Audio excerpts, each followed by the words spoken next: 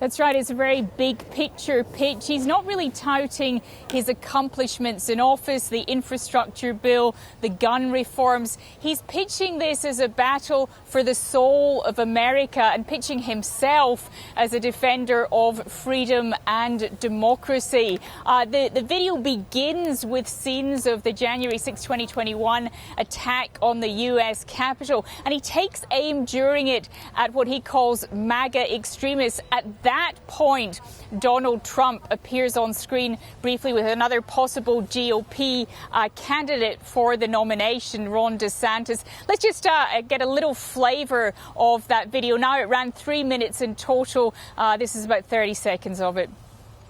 You know, around the country, MAGA extremists are lining up to take on those bedrock freedoms, cutting Social Security that you paid for your entire life while cutting taxes for the very wealthy, dictating what health care decisions women can make, banning books, and telling people who they can love, all while making it more difficult for you to be able to vote.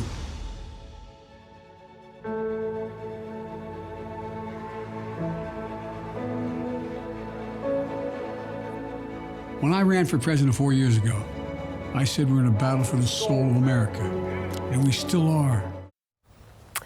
There it is, just a little flavour. So it looks like we could be looking at a 2020 rerun here.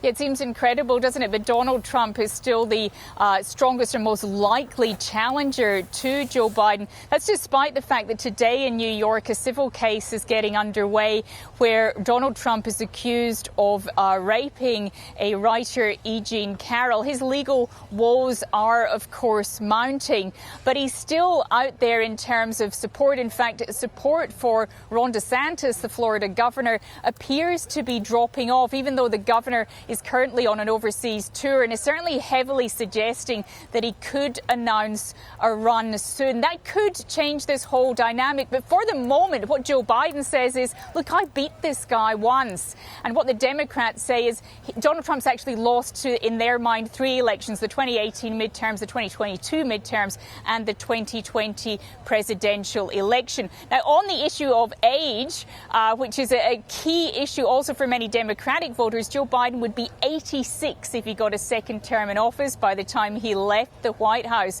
Well, the Republicans at the moment don't really have a leg to stand on there because, of course, Donald Trump, while younger, is not exactly a spring chicken either. He's currently 76 years old.